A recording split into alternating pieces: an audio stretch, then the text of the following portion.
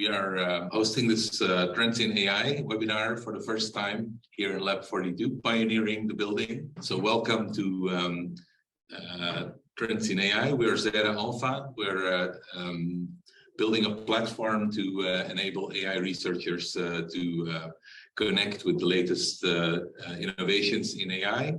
I'm the founder and CEO, Jakub Zavrel, and we have with us a very nice set of guest panelists, which I want to introduce first. Maartje, do you want to say a few words about where you're coming from and what you're working on? Sure. Yeah, so I'm Maartje. I'm a final year PhD student at here at the University of Amsterdam in the IR lab, which is the same group as Marzieh kind of used to be in. I may be interested in how we can learn from humans and also recognition to improve our NLP models. Yeah, and that's the main motivation behind my work. Writing the thesis now, so almost done. Almost done. Very good. So thanks for joining us in the panel. Our other guest is Olivier. Can you tell us a bit about your background? Yeah, sure. My name is Olivier. I also am from the same group as Maartje. Final year PhD student too. Work mainly on forecasting related problems. So yeah, trying to predict demand. That's what you could think. And also with us, our regular research expert, Marzieh. Can you tell us a bit about what you work on? Yeah, so I came from here, not this building, the old one. I did my PhD here at Hoeve, and I'm now the research lead at Zeta Alpha. I'm responsible for anything research that we do there, but if you use the platform, the neural search in particular, that's something that we have been working on constantly in the past year and a half. So our regular MC is not with us today, but he is online. Sergi, where are you and why? And how come you're so happy? Hi everyone, I'm joining from South Africa. I'm so sorry that I cannot be there in person for this first live event at Lab 42. But yeah, my name is Sergi. I'm an analyst at Zeta Alpha, so that means that I try to stay up to date with what's happening in the world of machine learning and AI, and read up about that and communicate. We write monthly blogs and interviews, and we do these webinars to talk about that. Let's hope the internet connection stays good. And so for those online, we are broadcasting live from Lab 42, which is the brand new epicenter of AI research, entrepreneurship, and talent in Science Park, Amsterdam. And right now we are on the 3rd floor where the red arrow is pointing. Lab 42, brand new building. How has it been for you so far, Maartje? Yeah, it's great. We also have furniture in our meeting rooms now, which is a big improvement. Yeah, I mean, I have many windows in the office.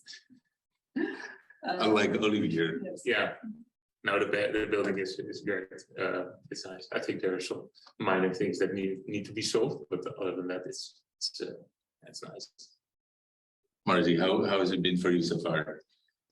This building, yeah, I'm kind of jealous of you guys. I think it's a lot nicer and brand new and shiny. So take good care of it and enjoy. But we spent 3 years in a container, right? So kind of balances out. Yeah. So in Amsterdam, we think that we're kind of the epicenter of the AI world, at least in the Netherlands. Actually, this week I was in Eindhoven, and they have a research institute there, EC, which has 500 PhD students working on AI. I could hardly believe that. But here in Lab 42, we're at least all together in the same building. So let's get started and dive into the first section of our webinar, which is AI news. So what do you think is the biggest news in AI this month? Well, of course, it's what's happening on Twitter. is not really AI related, but of course today was a very dramatic day at Twitter. Half of the employees at Twitter apparently got fired today by Elon Musk, so it's kind of a big meltdown. And since Twitter is obviously very important for the academic discussion in machine learning and AI, there was a lot of uncertainty where people would be going. Are people leaving Twitter because of Elon Musk? Any of you guys decided to leave Twitter? Who here spends regularly like more than 10 minutes per day on Twitter? About half. And any of you decided to take the dust off your Mastodon account and move there? 2. Yeah. Well, 3. I have a Mastodon account, but yeah. I have it, but it's not like a completely sort of switch. And I'm also kind of a sort of wait and see approach to Twitter. Like Sebastian Rush here, say thank you, say goodbye, but stay. Yeah. So we'll see. Well, Twitter obviously also plays a huge role in how we kind of distill what's impactful. So we follow the social discussions around papers on Twitter and use those signals as well. But Sergi will talk a little bit about that. In other news, well, we thought that with sort of the cooling down of the economy, that the huge mega rounds of investments would be slowing down. But actually just this month, a few weeks ago, we saw 2 investments over $100 million in AI-centric companies. Jasper.AI got a infusion of capital, valuing the total company at $1.5 billion, which is pretty radical if you think that it's actually kind of a prompt to generate ads with GPT-3. What do you guys think of that? Is that a sustainable business? Yeah, why not? Well, it kind of relates to, I saw one of these messages of one of the State of AI report founders, Nathan, also said that it's actually easier to sort of generate money by building like the applications that use all these models from GPT-3, like what Jasper.AI is doing, rather than being OpenAI and building the models themselves, because that's actually a lot harder to actually generate money from. So yeah, I mean, yeah, I understand. Why not? Yeah, and Stability.AI, the startup around Stable Diffusion, is actually a deep tech company. They train the models, they have the hardware and everything. So I'm wondering which Jasper.AI will be built around Stability.AI. Probably 10 times more valuable. But it's not all, the economic outlook is not all rosy. In fact, I saw this news about Appen, which is a big provider of data annotation services for AI companies. And their stock just crashed because, in fact, they reported an 84% slowdown of their annual revenue. So 84% drop in their annual revenue. So almost all of their customers stopped annotating data. That's pretty scary because obviously data annotation is kind of at the beginning of the cycle, right? Or is everybody maybe using synthetic data annotation these days? I hope not. not only at least. What else is in the news? Well, one other dramatic AI-related company news is Argo.AI, self-driving car research part or research joint venture. Ford and Volkswagen invested a couple of $2 billion into Argo, and they decided to pull the plug. And in fact, Ford's chief financial officer said it's become very clear that profitable, fully autonomous vehicles at scale are still a long way off. So they didn't believe that these $1 billion investments would return. So the end of self-driving car craze in industry, who knows? But at the same time, in the news article, they actually listed that they originally expected like fully autonomous driving by 2021. So it's like it's a way off like what actually happens. So I think as part of this whole debate on Twitter, the chief technology officer of Cruise posted a little video where he's sitting in the back seat, driving through San Francisco in a robot taxi. That I must be probably imagining this, but it's maybe just the bad luck of Argo.AI. Because at the same time as Argo.AI is shutting down, Mobileye, which is not so fully centered on self-driving, on full autonomy, but on providing all the hardware for driving assistance parts to other car makers, IPO'd and is valued at $22 billion. And in fact, the other big news behind this IPO was that Volkswagen actually signed a big deal with Mobileye. So they're kind of giving up their own efforts to some degree and outsourcing it to Mobileye. So what else is in the news? Well, there was a lot of stuff around kind of the risks of AI. So to stay in the self-driving car category, in fact, there was a trial in California for a crash that happened in 2019. That was probably not the full self-driving version, which is out today. But somebody ran through a red light and killed 2 people in another car. And in the court case, they claimed that they had full self-driving on, and they believed they were safe. It was not their fault. An argument, you think? Yeah. Is it just an excuse?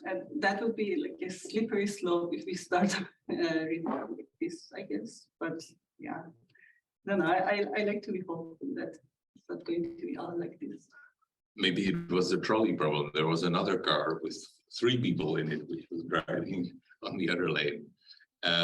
But anyway, I think, there's a lot of activity also from the regulatory side.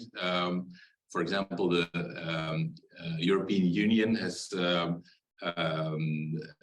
drafted new rules on product liability that are specifically targeted at AI.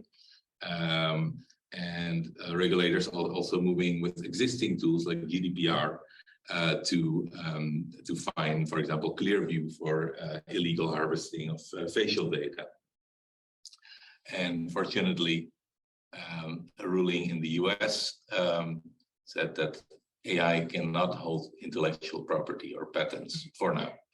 And if you're interested in more sort of background reading on, for example, this is a new European regulation and the European AI Act, which is upcoming. In Zeta Alpha, we have created a reading collection around this. Facebook is playing a little bit catch up. So AlphaFold, when was AlphaFold again? 2020 or so? Yeah, about 2 years ago. So now Facebook, not announced on Twitter, but Mark Zuckerberg, of course, tweets it on Facebook.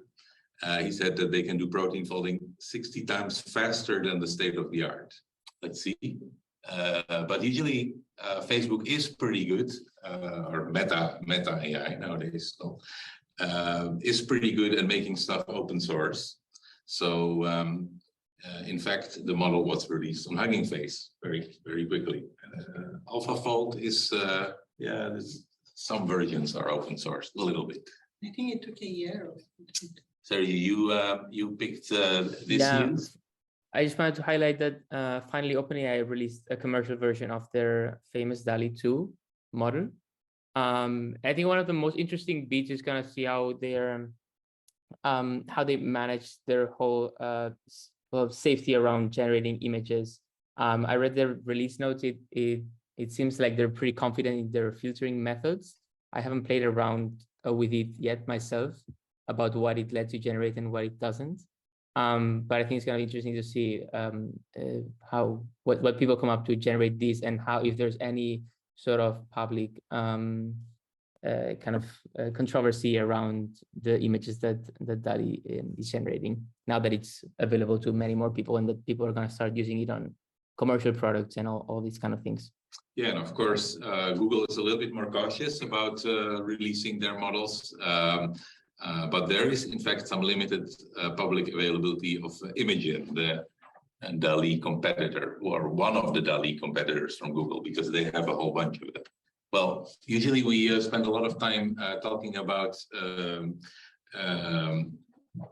kind of large research program from big tech. We wanted to just shout out a few papers, meanwhile, in Amsterdam.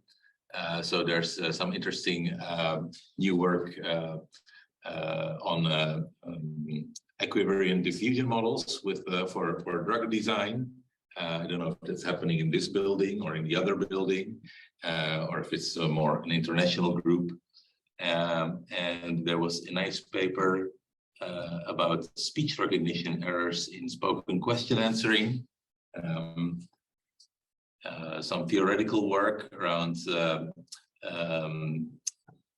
Lie group generators, and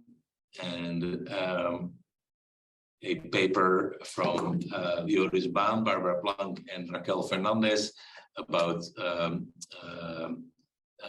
calibrating language models. So let's move from news to conferences.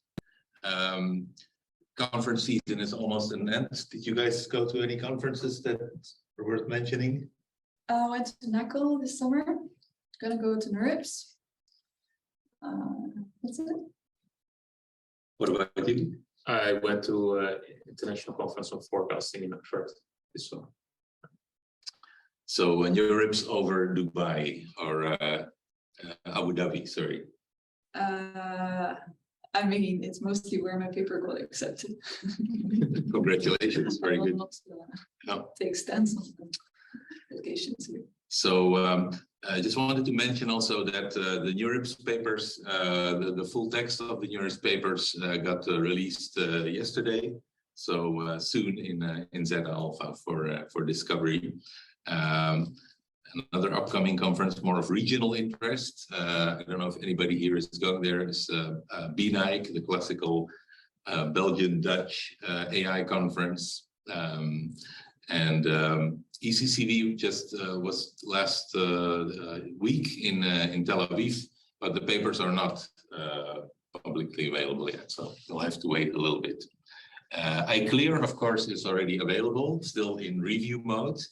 But some of the papers are actually pretty interesting. It was the first time that we discussed in a reading group a paper where we didn't know the authors yet. This was a pretty interesting one. Large language models are human-level prompt engineers. So a lot of this new stuff with large language models is, of course, very dependent on the quality of the prompting. And in this paper, they show that using a kind of simple trick by asking what the prompt could have been for a series of examples, they're able to generate kind of human level prompts. This paper didn't make it to our top 10. Sergi is has very high standards. But in fact, yesterday the non-anonymous version came out on archive. So it was not the guys we thought. Yeah, so we used our own platform, which ingests all these conferences, archive papers, and makes them very easy to discover and organize. Well, I won't go into all of the features of the platform, but basically it's both academic content and engineering content from places like Hugging Face and GitHub and blogs and news. And you can organize your reading in tags, and it generates personalized recommendations. And that's also what Sergi uses to get more an insight in the total batch of papers, which was the yield of this month. Can you tell us a little bit about your selections and what you looked at? Yeah, sure.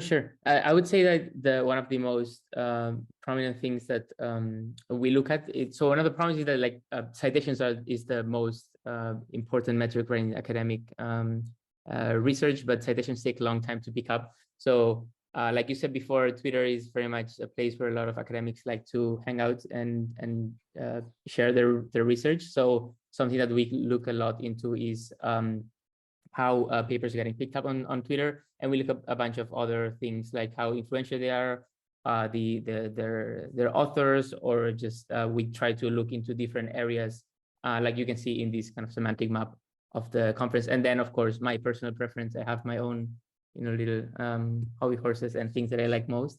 So I like to highlight those type of papers. Don't you pick like one paper for every color? Sort of ish, not really. It's very much a fuzzy process. Well, our heart lies mostly with NLP and search technology. So we're yeah, oversampling definitely. a little bit there. We definitely have a soft spot for that. Yeah. So what's the first paper that we want to discuss today? I think it's a FLAN-T5 fine-tuning large language models from Google. So, Marzieh, what do you? Marzieh, you yeah. dove deeper into that. What's interesting about this one? Yeah, it's a very nice paper. So I think Mustafa, one of the authors of this paper, said that everyone should FLAN their models. So it's a general approach that can be applied to a lot of already existing language models. And the main idea is that to use instructions and a variety of tasks to fine-tune these models. So so we know large language models, they already use like a lot of data. They usually are like trained with the language model objective, and you might fine-tune it on a couple of tasks. But they did add, especially I think, how many? There were like 100, 200 something, the number of tasks that they came up with. So it is like really large. Another thing that they did was to... And these tasks are like translated basically into instructions, Instructions, right? Yeah, exactly. Yeah. So can you give an example of that? So it can be that you pick like an existing data set, like the squad data set, and use the existing task that was defined on that data set, but also like come up with other tasks for that particular data set. So I think here you see like a good example of so essentially like having these pairs of, so for instance, if you want to answer a question, so having like pairs of questions and answers, and then having that as a prompt in the prompt format. So it can be, so the instruction also like comes into play when you add the chain of thought approach of asking the model to reason how it is generating the answer. So going through like steps of reasoning to get to the answer. I think, yeah, this example here is a nice one, if you can read. So one thing I want to add for this paper is that so there is a figure here, maybe Sergi is blocking it a bit. So they did look into how scalable it is, because they are essentially scaling. And we know that with the number of parameters, essentially the larger, the better the model. With the additional of these tasks, at some point they see major improvements, and then after a while, it looks like the improvements are getting less and getting minor. So one can argue that maybe that's all there is for, and it's not scalable, or maybe it is just because of the nature of the tasks and the variety that you have there. And maybe with new tasks, you already have learned how to solve them, so you don't learn anymore. So I think it's good to look at it as a starting point, and it would be like a good motivation for coming up with more interesting and diverse tasks, and not just like developing these models. So Maartje, did you check this paper? Yeah. So yeah, I think in general it's interesting, right, with these large language models. What you also mentioned around like the whole prompt engineering and how you can kind of squeeze the best behavior out of them. I think all these papers just give a lot of insights in this, right? Like and also then I guess tell us like whether or not this is the path that we want to continue on, or whether we think is very unnatural, or. So is training task-specific models completely over? What do you guys think? I mean, like, it also depends on the resources that you have, right? Like if you have, I don't know, if you have a language where you don't have so much resources and you have a full English language model, you cannot maybe do so much about it, right? So then you might want to have just task trained for this particular language. Yeah, or if you're in a situation where you just don't have the resources to run a model like this, like compute resources. So because if that would be the case, it would be a good explanation why Appen's revenue is down so much. Well, just download the model from Hugging Face and then prompt it a little bit, and that's it, right? So, new paradigm, perhaps.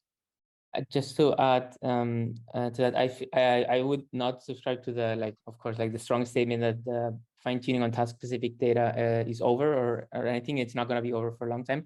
But I do definitely think that you can make the case that it's like nobody's starting from scratch anymore. When you want to solve a task, you always start from some sort of pre-trained model or some. You never do the whole process from scratch of like creating a data set and then using a model that's randomly initialized. Most of the times you will use something that someone did before and build on top of that. If you can get it, right? And that's I think a interesting corollary of this paper is actually one of the first big language models that Google released.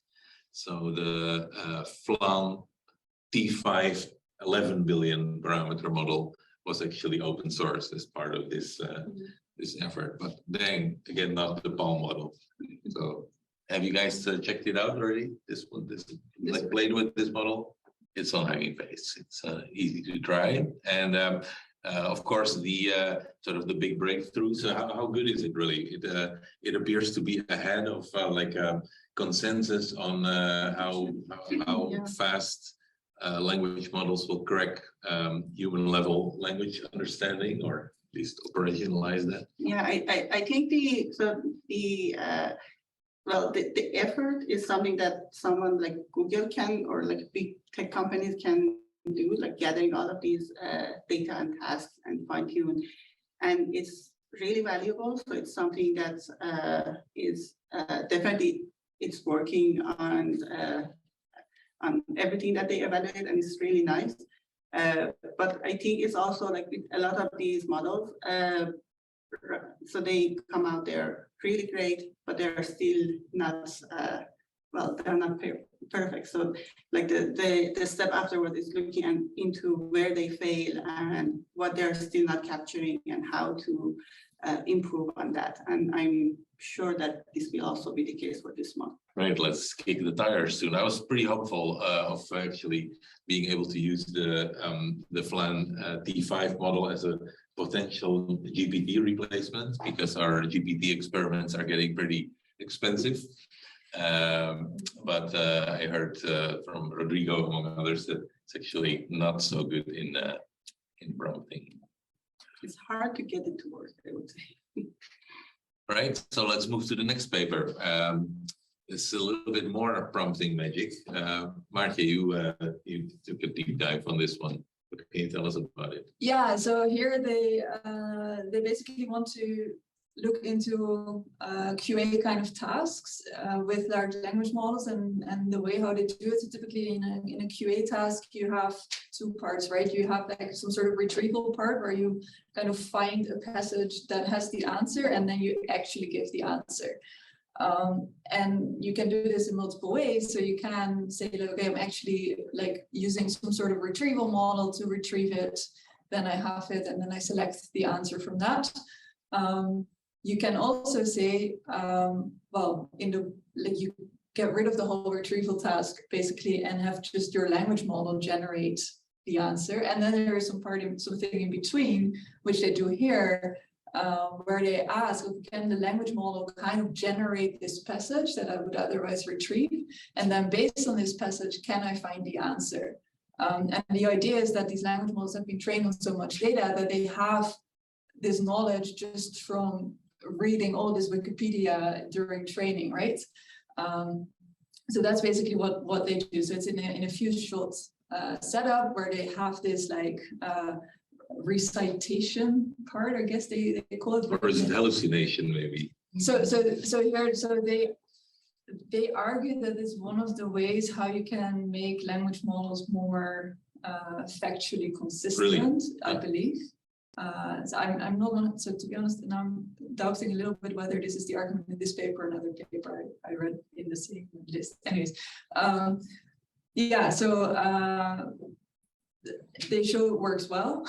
The interesting thing I think is that they showed that a very simple baseline of BM25 still outperforms their work, right? And as a retriever. Exactly. So that's the argument they make. So that still is a retriever. So that means that you rely on a collection of documents that you have this available to you. Whereas in their case, you only need to have we've just discussed that it's hard, but you only need to have like the language model available to you. Yeah. I mean, then they also do a whole bunch of other tweaks with, like, can they generate, I don't know, like Wikipedia type structures in between so that they can kind of condition on that as it were. I think that's a little less elegant. So maybe shouldn't, it pushes it a little bit again.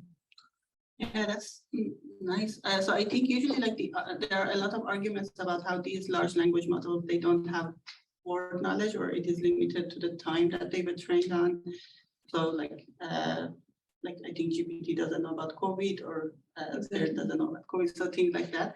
So these guys are going the other way around. So well, I mean, this is still a limitation of their work that we also mentioned. So the language model just knows whatever it has seen. So like in the conclusion or something, they mentioned this is one of the limitations, that it still only knows what it saw in the past. Yeah.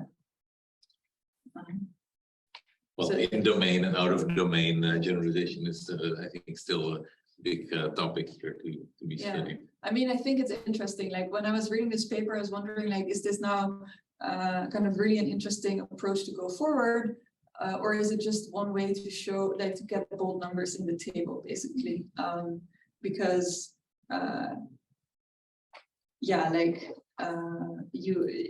you cannot generate. Yeah, I mean, on the one hand, I think it's nice because we as humans also have some sort of knowledge. And then if you ask me a question, then I might kind of dig into my kind of internal parameters and then give some sort of answer. And that's kind of what they do. But at the same time, it's also limited to what you've seen.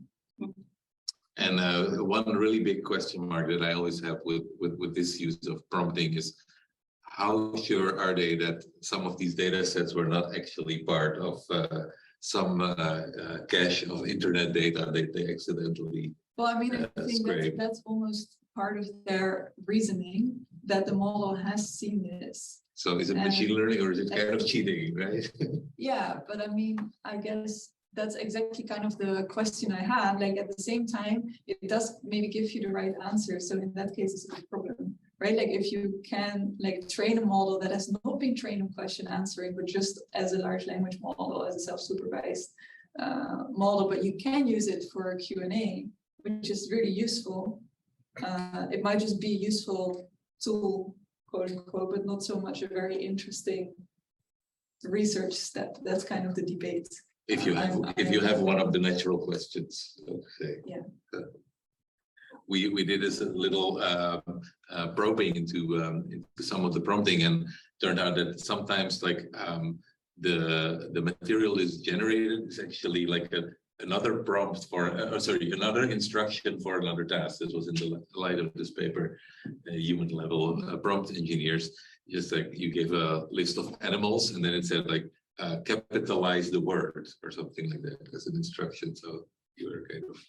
Yeah, I mean, this whole prompting is interesting, right? Because I think it's very satisfactory that we are in a situation where we need to do prompt designing. Like if you I don't know, if I ask you a question and I formulate my question a bit fuzzy, then you might be a bit annoyed or but you would not be able to give any answer or suddenly start to come up with alternative facts. Well, I want you to know already, right? Push the right buttons and. So I spent a lot of time with Marzieh and she would not.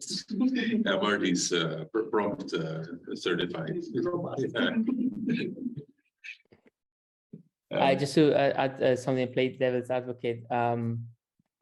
It is also a human phenomenon that phrasing of questions alters the answers, and I feel like a lot of people who do research in social scientists know this very well, and a lot of research is not replicable because of that. So I would say like there's also like the interesting aspect of like how much interesting things can be revealed by the fact that prompts models are very sensitive to prompts can reveal interesting phenomena from the training data that they were trained on. Kind of going back to this prompts as a business model where we started with Jasper.AI, I think it's also a really interesting question how much you can have intellectual property when your programming is actually just prompting the model. Right? It's like Coca-Cola has this secret recipe somewhere in a safe, and now this will become a prompt. Like generate the recipe for a really good soft drink. Right, let's move on to some other papers. Still in this category, so it's a bit clickbaity title. Large language models can self-improve. It's again in this kind of prompt engineering category where basically the model generates a variety of answers, and then just by majority voting over the answers, it kind of gives a little bit more certainty about the accuracy, and then uses that to actually fine-tune itself. That seems to work on Palm again, which we don't have. Right, so is this prompt engineering and large language models the way forward to more progress in AI? Well, right now it's definitely one of the hottest topics, but there are other opinions, and not from the least in the AI community. So this paper just came out, I don't know, 2 weeks ago or something like that. Towards the next generation of our AI, catalyzing the NeuroAI revolution. And I think the average age index of the authors is about 150. So you have people like Jan LeCun and Joshua Benjo and Anthony Zador and Churchland and a whole bunch of others. So good mix of AI and neuroscience people.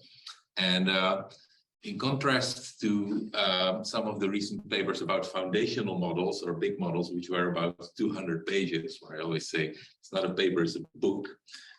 This is a kind of a foundational program for a new direction in AI research, where some of these old dinosaurs are saying, well, a lot of the progress that we have made in AI was made by looking very closely at the human neural system. And actually, something, the insights that we currently, the technologies that we're currently using come back to our insight of the neural system from like the 1940s and 1950s, McCulloch and Pitts and those kind of neural models. And there was so much progress in recent years in neuroscience, and that has not come back into the computational modeling. So in about 10 pages, they're arguing that these large language models and transformers are not the way forward, because we still don't have kind of the sensory motor intelligence of something close to a mouse even. And that the way forward is not the Turing test, which we have. Maybe do you guys think that we have solved the Turing test? I think they say no, right? In the paper, that there's still like no method that sort of robustly solves it. But I think you can, with large language model, you can fool many people into believing that they're chatting to a human. So they propose this kind of alternative embodied Turing test, which is basically like behaving like an animal. For every animal, there's a separate Turing test, and let's try a very simple one, like an ant or a mouse or something like that. Well, very far apart. And I do think it was a bit like vague. Like the original Turing test is quite. I mean, it was quite precise, right? Like quite either precise. You fool them or you don't fool them. But this, like, we need to also take into account the sensory motor capabilities, which, I mean, it kind of makes sense. But then, like, how can you make an actual test out of that tests intelligence the way we perceive intelligence? Because that's kind of their big thing, that the Turing test doesn't really test intelligence. That's right. So yeah, I mean, I also always think with these kinds of papers, like, with all due respect for the age index of these authors, like, they don't really say things that are fundamentally new, right? Like, many people have been saying this, like, was it even you in some sort of bachelor course, like humans are embodied, so we need to have some sort of embodied intelligence. When was it? I scanned the references of this paper, and they all cite themselves, of course. And there was one, and that brings your H and X up. But there was one really like big missing reference, and it was Damasio, right? Damasio, I think, has been arguing for like the last 20 years that embodied cognition is the only way to go. They don't cite a single paper of his. So, yeah, I agree with you. It's kind of a little bit one-sided, old dinosaur position. I think in general, they make some very good points. In particular, I like this one. It's kind of a hobby horse that I like to ride. So the human brain uses 20 watts, and I'm pretty sure that the Palm model does not use 20 watts, but more a couple of megawatts. And basically, this sort of step away from recurrent neural networks to transformers, that has been really like the bad direction. We need to go back to recurrence and to more like sparse and spiking neuron models. And that's the only way we can ever get the amount of computation on any sort of hardware that we can eventually manage to pay for. Right. So moving to a little bit to embodied cognition, are self-driving cars embodied cognition? Yeah, nice paper. So we just learned that not every company doing this can be successful, but luckily there are still researchers trying to solve this problem. It is a paper from a company, right? Yeah, from Wavy, it's called, I think. So yeah, model-based imitation learning for urban driving. So basically what they do is they create a model that can autonomously drive. So you take an input image. So yeah, what you see when you sit in the car, and then you can, that's just an RGB image. That they kind of transform that into a bird's eye view. So instead of looking at it like that, you kind of take this helicopter view where you see the vehicle, where you see the lanes, where you see the street lights, the color of the traffic lights. And then they basically learn from expert experience. So they have the ground truth of the bird view and from some expert rollouts through like a town or whatever. And then they learn basically a model that is able to take in an input image, construct this bird view, and then also kind of imagine future states of the car. So if I take this action, then I'm going to end up there, but also going to end up in court eventually. But the model can also kind of imagine what a traffic light is going to do, and so you can make rollouts that, for example, in one rollout, the model can imagine that the traffic light stays at green and that you can actually go forward. And in another rollout, the traffic light turns red and you need to stop, and then the other car may be able to cross. So that's nice about it in the sense that it can sort of imagine. The limitation is, well, everything is simulation based, so they didn't test this on any real world course or whatsoever. And it's still supervised in the sense that you need to have this ground truth labels. So this expert rollout and this ground truth labels for the bird's eye view. So where are the lanes, where are the traffic lights, what color is the traffic lights, etc. And that's also what they say kind of the avenue for future work to do this more in a sort of self-supervised way. But it's a classical trade-off between doing stuff model-based so that you don't have to do any exploration in the environment, which can be very costly and pretty dangerous in self-driving. But then you need to have this labeled data, basically. So they beat the state of the art, or they beat the state of the art. Do they not? Really? I didn't mention that. Is it a wavy company promotion paper? No. So they naturally beat the other methods. So I just did a little bit of digging into this Carla benchmark yesterday, and I found this paper, which is I don't know. This is actually a NeurIPS paper, the model-based imitation learning for urban driving. So I don't know when the NeurIPS papers were kind of frozen, but there's a paper from July, which is kind of the successor to the transfuser. It's called the interfuser, and on the Carla benchmark, it has long beaten all these other systems. So I think it's a little bit. That's always the case, but. All right, so. We're getting close to the end of the hour, so a few more papers to cover. Sergi, you picked this one because it has a nice video presentation, or real quick. I mean, this was very popular on Twitter, and a lot of people shared generations of these 3D models.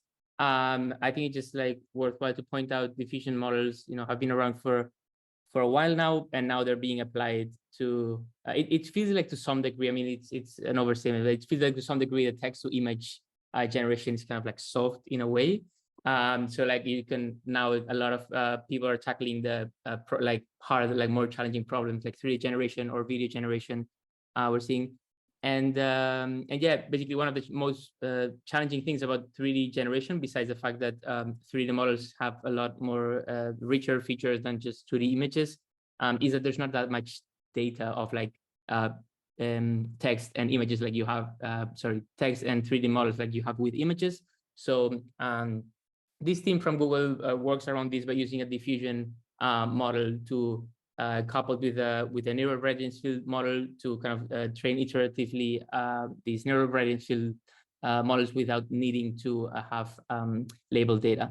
And I think that this is also worthwhile to point out that I feel like this kind of is also like a good other example of this sort of Legoification of machine learning, where you have a lot of these powerful models like large language models like we've mentioned, and now diffusion models that are kind of just like another building block of a bigger project or like of a bigger model, and they're just used as tools that help in augmenting data or just helping in the training process of another model. And I think that's a very interesting trend.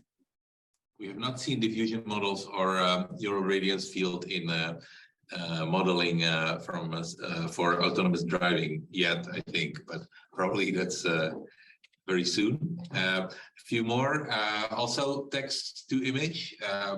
It's a kind of variation on Imagen, which the Google guys called iMagic, where basically you can take an original kind of high resolution image and you can give a text prompt, and it does some manipulation to the text prompt, basically by synthesizing the image from the text prompt and kind of interpolating it with the latent space of that comes from the original image.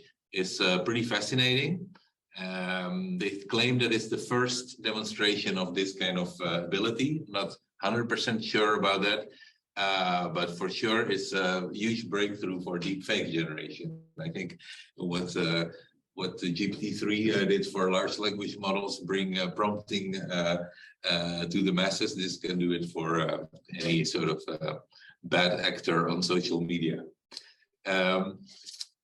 This is a very interesting paper, actually. Marzieh, you were quite excited about this one, right?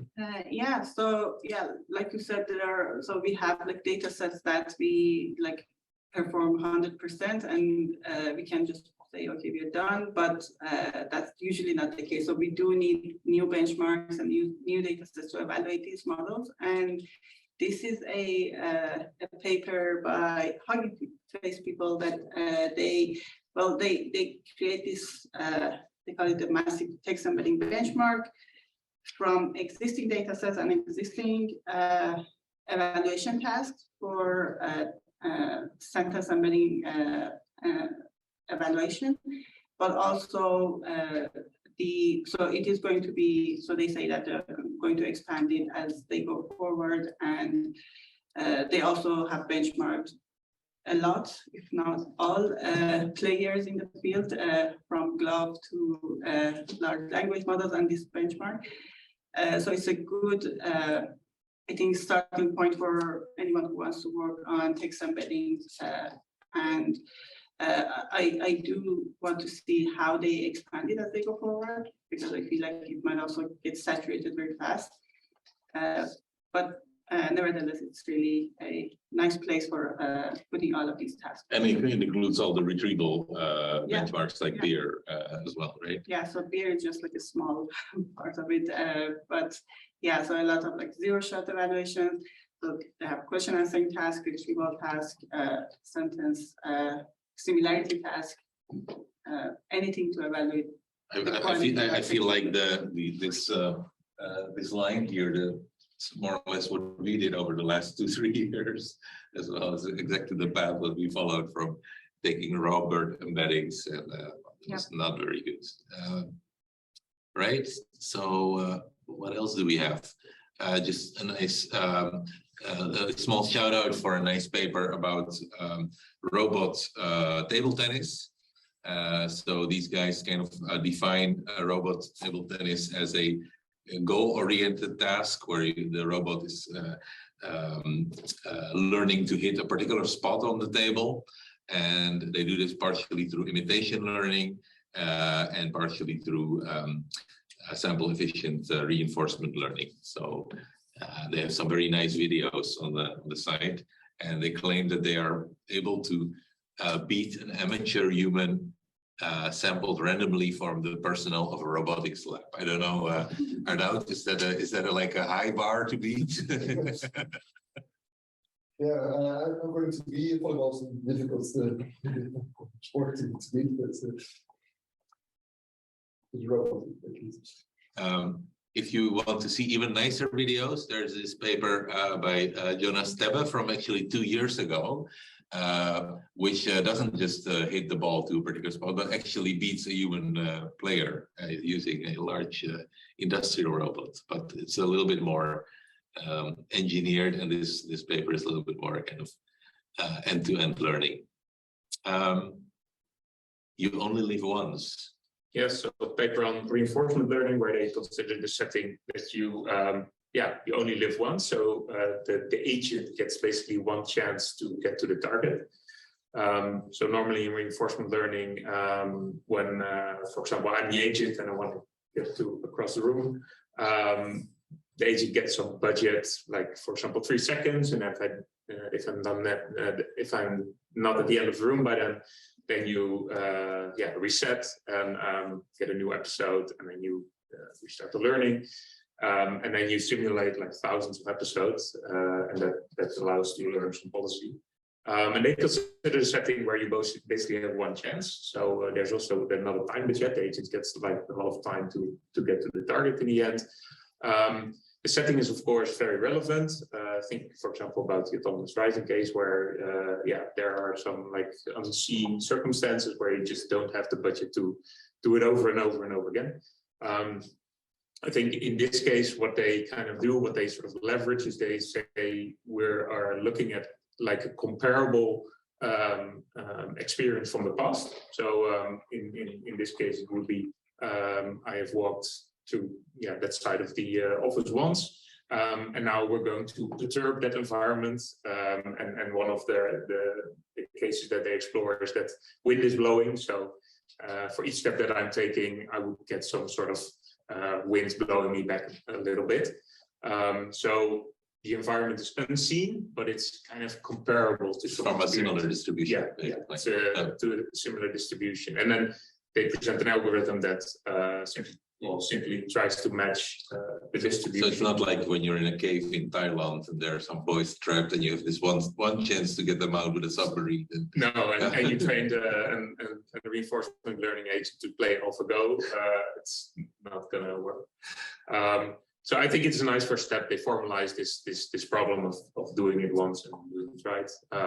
And they present an algorithm that solves it for this very particular case of matching it to some prior similar distribution task, which is nice, and it works quite well. And I think it's also a NeurIPS paper, right? Yes, from the Stanford group. Right. So last paper in the row is for Sergi's passion on kind of all things audio, music, and how is the audio, Sergi, for our event here? It's pretty good. It's pretty good, I would say. I so far understood most of what you said.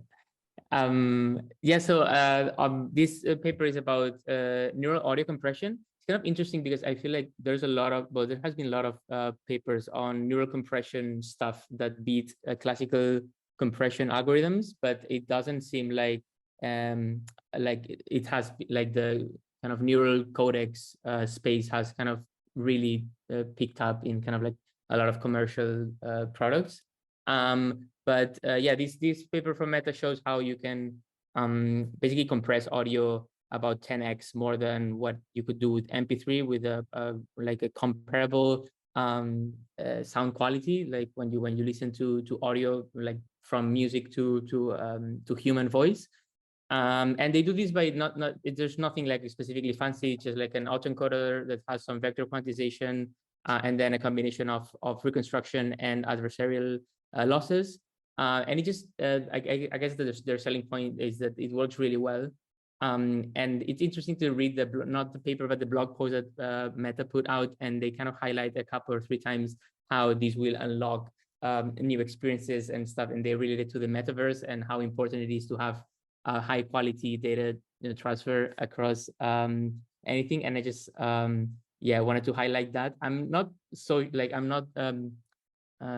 so sure how this is gonna actually really have an impact on products, because I have not seen it really deployed on products that people use so far. But this might change as as neural codecs really become much better than their classical alternatives. Maybe now that Mark Zuckerberg also has feet in the metaverse, maybe you'll even hear kind of the sound of his shoes on the ground. I don't know. I'm not a big fan of the metaverse. So you have a few more shout outs from code on GitHub. Let's get going with them. Yeah, just very quickly, there's a couple of accelerator libraries that got quite a bit of traction, Kernl.ai and Volta ML.